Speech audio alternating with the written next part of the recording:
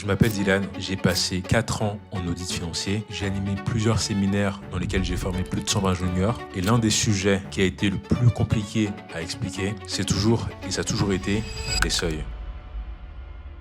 La promesse que je te fais dans cette vidéo, c'est que tu seras capable de différencier et de calculer les 3 seuils qu'on utilise. Le seuil de signification, le seuil de planification et le seuil de remontée des anomalies. Alors c'est parti, let's go! Quand on s'amuse à regarder les rapports d'audit des plus grandes entités, par exemple Microsoft, audité par Deloitte, Facebook, audité par EY, Rothschild, audité par PwC et Grant Thornton, on remarque qu'il y a une phrase qui revient tout le temps, à la virgule près. Notre objectif est d'obtenir l'assurance raisonnable que les comptes annuels pris dans leur ensemble ne comportent pas d'anomalies significatives. En fait, c'est pas un hasard. La définition de l'audit même, c'est de certifier que les états financiers sont réguliers, sincères et qu'ils présentent une image fidèle. Et pour ça, l'objectif du commissaire aux comptes, c'est de réaliser des procédures pour détecter ce qu'il appelle une anomalie significative. Une anomalie significative, c'est une anomalie qui dépasse le seuil de signification. Autrement dit, c'est une anomalie qui est tellement grave qu'elle pourrait influencer, elle pourrait induire en erreur une personne qui lirait les comptes. Autrement dit, si vous avez une anomalie qui dépasse le seuil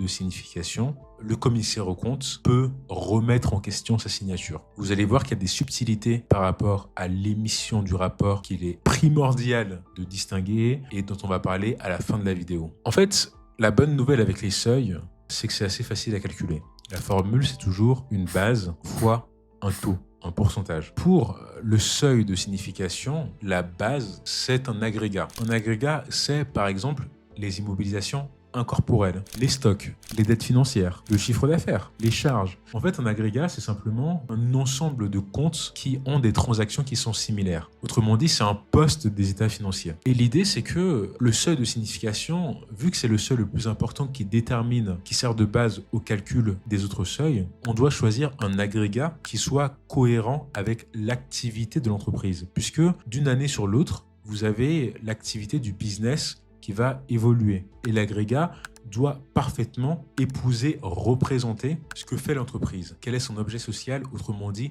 quelle est sa raison d'être. Et qu'on se le dise tout de suite, la raison d'être de 95% des entreprises, c'est de réaliser du chiffre d'affaires. C'est pour ça que dans la plupart des cas, l'agrégat qui sert de base au calcul de seuil de signification sera le chiffre d'affaires. Mais vous avez forcément des entreprises qui ont une activité un peu particulière. Par exemple, dans le groupe Rothschild, qui est vaste, vous avez une entité qui est sous nos yeux, qui s'appelle Edmond de Rothschild. At Edmond de Rothschild, we believe that investment, in all its forms, is a creative force capable of bringing to life the most visionary of projects. In our endless quest for innovation, the Gitana team has created the first racing maxi trimaran to fly. Et en fait, ce groupe-là est spécialisé dans la banque privée et la gestion d'actifs. Et quand on regarde les états financiers de Rothschild, on voit que, bon, certes, c'est en cas euro, donc ils ont 61 millions de résultats. Par contre, ils ont 5 milliards de bilan. Et quand on regarde l'actif, on se rend compte que très clairement, ce qui ressort, c'est que la principale activité, c'est de prêter de l'argent aux banques, autrement dit les créances sur les établissements de crédit, qui s'élèvent à 3,2 milliards. Il y a de grandes chances que l'agrégat qui a été retenu par PwC et par Grant Thornton pour cette entité-là, ce soit ces 3,2 milliards. Donc en audit, au vu des montants, on raisonne souvent en cas euro. Donc là, on va rester en cas euro. Je vais indiquer 3,2 millions comme base pour le calcul du seuil de signification. Donc maintenant, on a besoin de pourcentage. Alors le pourcentage, il ne s'invente pas. Ce qu'il faut comprendre, c'est que le pourcentage, vous n'allez pas pouvoir le sortir de nulle part. Il faut se fier à la méthodologie de votre cabinet qui va indiquer une table méthodologique qui va dire par exemple, si ton agrégat, c'est le chiffre d'affaires, tu dois prendre 5% pour calculer ton SS. Si ton agrégat, c'est le capitaux propres, tu vas prendre 2%. Mais si ton agrégat, c'est les créances financières, alors, par exemple, tu vas prendre un taux de 15%. Donc, nous, on va retenir les 15% comme agrégat. La best practice aussi en audit financier au vu des montants qu'on gère, c'est d'arrondir les seuils. Donc là, on va arrondir le seuil à 490 000 euros. Le calcul des seuils, c'est vraiment la première chose qu'on fait quand on commence l'audit. On reçoit les comptes le lundi, directement, on calcule les seuils parce que c'est à partir de là qu'on va pouvoir commencer l'audit. Sauf que, certes, le seuil de signification nous permettra à la fin de l'audit de savoir comment conclure, mais maintenant qu'on a reçu les comptes, il faut quand même qu'on sache quels sont les comptes qu'on va auditer, des comptes qu'on va ignorer. Parce que on voit que les chiffres de Rothschild sont faramineux, ils ont des milliards et des milliards d'opérations, on sera dans l'impossibilité technique de tout vérifier. Les NEP, en fait, c'est un peu la Bible de l'auditeur financier qui précise exactement dans les moindres détails comment le commissaire aux comptes est censé réaliser sa mission-là. Et en fait, les NEP sont les premières à reconnaître que l'audit est intrinsèquement imparfait, vu qu'on ne peut pas tout vérifier. On est dans l'obligation de choisir nos combats, de choisir les comptes qu'on va auditer, et même au sein des comptes qu'on va auditer, on va devoir réaliser des sélections, par exemple tester au hasard 5% des achats pour avoir une opinion sur les 95% qui restent. Et c'est ça qui fait que on n'arrête pas de souligner dans les rapports pour se couvrir, pour se baquer, qu'on a une obligation de moyens et pas de résultats. Autrement dit que l'audit se limite à avoir une assurance raisonnable, mais pas absolue. Et forcément, quand on regarde les comptes de DR, on voit qu'il y a des comptes qui sont beaucoup moins importants que d'autres. Par exemple, coût du risque qui sont à 226 000 euros. Ils ont 1 million d'euros à peine pour eux de gains ou de pertes sur des opérations de portefeuille. Mais par contre, il y a d'autres comptes qui sont faramineux, comme les dettes qu'ils ont envers les banques de 1 milliard, de 1,8 milliard, les opérations avec la clientèle de 1,6 milliard, etc. Et vous l'aurez compris, le seuil qui nous permet de savoir quels sont les agrégats, quels sont les postes qu'on va auditer, c'est le seuil de planification. Le seuil de planification, c'est le montant qui est utilisé par le commissaire aux comptes pour définir la nature et l'étendue des travaux. La base du seuil de planification, c'est le seuil de signification. Donc là, on va l'indiquer. 490 000. Et pour le taux, c'est un peu particulier. Ce qu'il faut comprendre, c'est qu'en audit, il y a différentes phases. Et la première phase, avant même de commencer les travaux, c'est une phase qu'on appelle la phase de planning.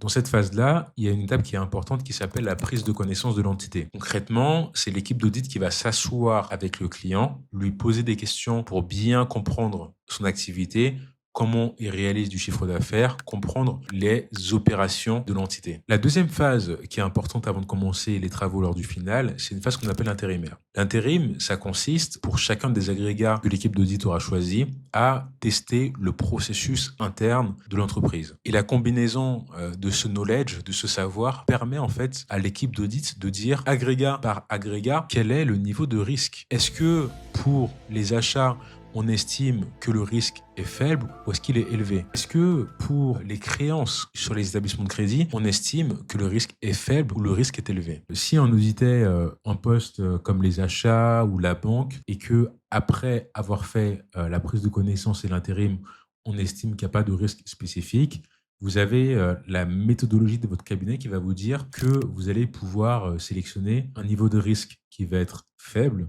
et du coup un taux qui va être assez élevé. Ce qu'il faut comprendre, c'est qu'avec les seuils, quand vous avez un seuil élevé, par exemple, on vous dit que le seuil de planification est à 5 milliards, ça veut dire que tout ce qui est en dessous de 5 milliards, c'est pas très important. C'est pour ça que la logique, elle est un peu inversée. Niveau de risque faible, seuil élevé. Niveau de risque élevé, seuil faible. Vous avez compris, le seuil de planification, il est propre à chacun des agrégats. Par exemple, si on auditait les caisses et les banques et qu'on sait qu'il n'y a pas de risque spécifique sur ces comptes-là, alors on va pouvoir se permettre de choisir le risque faible, donc en taux à 80%. Donc pour cet agrégat-là, le seuil de planification serait de 390 000 euros. Maintenant, imaginons qu'on audite le poste part dans les entreprises liées en 2023. Pour savoir s'il y en a un risque élevé ou pas, on va regarder le rapport d'audit de 2022. Et dans ce rapport, on voit que certes, PwC et Grant Thornton ont certifié les comptes sans réserve, mais par contre, ils ont mis une observation. Sans entrer dans les détails, ils vous expliquent que le poste part dans les entreprises liées, il est risqué. Il est risqué parce que pour évaluer ces participations-là, l'entreprise, donc Rothschild, a recours à ce qu'ils appellent la méthode d'évaluation selon la valeur d'usage. Autrement dit, ils valorisent les titres au 31 décembre en fonction de ce qu'ils pensent que ça va leur apporter dans le futur. Et ils expliquent que ce qu'ils pensent que ça va leur apporter dans le futur, c'est forcément une estimation de la direction qui peut être erronée. Ils expliquent qu'une erreur de jugement de la direction pourrait avoir un effet significatif sur les comptes. Donc ça veut dire que le pourcentage du seuil de planification sera de 20%. Et du coup, on a un seuil de 100 000 euros. Vous voyez à quel point c'est important parce que là, en fait, on parle d'un poste qui est particulièrement risqué, mais qui n'est pas si élevé que ça. Si on avait retenu un pourcentage qui était à 80%, le seuil de planification serait de 390 000 euros et du coup, on n'aurait pas eu à auditer un cycle qui est risqué. C'est pour ça que c'est hyper important d'avoir un seuil de planification qui est parfaitement en cohérence avec le niveau de risque. En fait, vous le savez déjà que ces seuils sont vraiment clés, sont vraiment fondamentaux en audit. Là, j'ai parlé rapidement des risques, mais il y a un autre concept qui est aussi important qui influence les seuils, ce sont les assertions. En fait, les seuils, c'est vraiment le résultat de plusieurs notions théoriques qu'il est hyper important de maîtriser sur le bout des doigts en audit. C'est pour ça que pour bien comprendre comment on arrive à déterminer ces seuils-là, je vous ai mis une fiche en description qui vous résume déjà bien les différents seuils avec leur méthode de calcul, mais en plus qui revient sur les notions d'assertion, de risque, pour que vous puissiez comprendre un peu le cheminement. Alors maintenant, on sait les comptes qu'on va auditer. On va commencer l'audit. On est lundi après-midi. On a fini de calculer les seuils. On va commencer avec l'un des cycles les plus basiques, c'est-à-dire le cycle des achats. Donc, imaginons que le premier achat qu'on décide de tester, c'est les honoraires du commissaire aux comptes qui s'élèvent à 182 000 euros. Donc ça, c'est la façon dont ça a été comptabilisé par le client. Et là, on va devoir récupérer la facture pour vérifier qu'il n'y a pas d'écart. Quand on regarde la facture, on voit commissaire aux comptes, on voit que le montant, c'est bien 182 399 euros. Sur cet exemple-là, il n'y a pas d'écart, il n'y a pas de sujet. Donc, on va pouvoir conclure en disant satisfaisant. Deuxième achat, facture de transport comptabilisée à 160K. On ouvre la facture, on vérifie, c'est bien le bon montant. Pas d'écart. Dernier achat qui est beaucoup plus important, qui s'élève à 1 145 920 euros. Quand on regarde la facture, on se rend compte que c'est pas 1 145 000 euros, c'est 1 146 000 euros sur la facture. Donc là, on a une anomalie de 1 000 euros. Un débutant qui commence l'audit, il serait content, il irait voir le client en lui demandant de corriger les 1 000 euros. Mais vous, qui regardez cette vidéo-là, je veux que le réflexe que vous ayez quand vous êtes en cabinet, c'est de comprendre que 1 000 euros, c'est pas toujours intéressant à corriger. En fait, les normes d'exercice professionnel distinguent des erreurs qui doivent être corrigées parce qu'elles sont jugées importantes et des erreurs qui sont tellement faibles par rapport à la taille de l'entité qu'on ne demande même pas au client de la corriger. Autrement dit, on met non significatif et on les ignore complètement. En l'occurrence, le seuil qui vous permet de savoir si vous devez corriger une erreur que vous identifiez lors d'un testing, c'est le seuil de remontée des anomalies. Une erreur de 1 000 euros sur une boîte qui pèse des milliards, c'est non significatif, on la met de côté. Une erreur de 1 000 euros sur une boîte qui pèse que 50 000 euros, là par contre ça nous pose problème. Pour calculer le seuil de remontée des anomalies, vous allez devoir prendre comme base toujours le seuil de signification et vous appliquer un pourcentage qui sera déterminé par votre cabinet et qui lui sera identique, peu importe le cycle que vous revoyez. Donc là en l'occurrence on prend un exemple de 15 000 euros. À la fin de l'audit, ce qu'il faut faire, c'est qu'il faut faire un récapitulatif des erreurs qui n'ont pas été corrigées. Que ce soit des erreurs qui soit au-dessus du seuil de remontée des anomalies ou en dessous, peu importe, on va synthétiser toutes les erreurs qu'on a identifiées et qui n'ont pas été corrigées par le client. Pourquoi ? Parce que, imaginons qu'on a une tonne d'erreurs qui sont en dessous du seuil de remontée des anomalies, ça peut commencer à faire un gros montant. Donc c'est pour ça que dans les récapitulatifs, on va tout noter. Là, imaginons qu'on a 4 erreurs, achat, vente, rémunération, fournisseur. On a un total d'erreurs qui n'ont pas été corrigées de 200 000 euros. Pour savoir comment on doit certifier les comptes, sans réserve, avec ou réserve, ou refuser de certifier, on doit se demander est-ce que ces 220 000 euros sont suffisamment graves pour qu'ils influencent l'opinion du lecteur des comptes. Et on se rappelle que la réponse à ça, c'est le seuil de signification. En l'occurrence, on a un seuil de signification de 490 000 euros, un total d'erreur de 220 000 euros, donc on pourrait imaginer certifier sans réserve. Si on avait un total d'erreurs qui dépassait le seuil de signification, on pourrait estimer refuser de certifier, mais il y a aussi d'autres types de certifications, comme la certification avec réserve. En fait, si vous voulez, parmi les erreurs, il y a des erreurs qui sont factuelles. Par exemple, une erreur sur un montant d'une facture, il n'y a pas des barres, c'est noir ou c'est blanc, c'est factuel. Par contre, il y a des erreurs qu'on appelle des erreurs de jugement qui dépendent de l'opinion des experts, par exemple de l'opinion du commissaire aux comptes versus l'opinion de l'entité. Si vous avez un procès avec un salarié, le procès n'a pas encore eu lieu, mais vous devez quand même provisionner le montant que vous estimez devoir payer. Mais ce montant d'estimation, il dépend de votre chance de gagner ou de perdre. Mais c'est impossible de savoir à l'avance, c'est impossible de déterminer quel va être le pourcentage exact de chances que vous avez de gagner ou de perdre. Autrement dit, vous allez devoir réaliser des estimations. Donc vous avez un jugement. Et c'est dans ces cas-là, dans ces cas de jugement, que vous allez pouvoir avoir des sujets entre est-ce qu'on va certifier avec, sans, ou est-ce qu'on va refuser de certifier. Vous l'aurez compris, l'un des éléments les plus importants pour déterminer les seuils, ce sont les risques. J'en ai fait une vidéo à part entière pour vous permettre d'y voir plus clair. Donc on se retrouve tout de suite. Salut!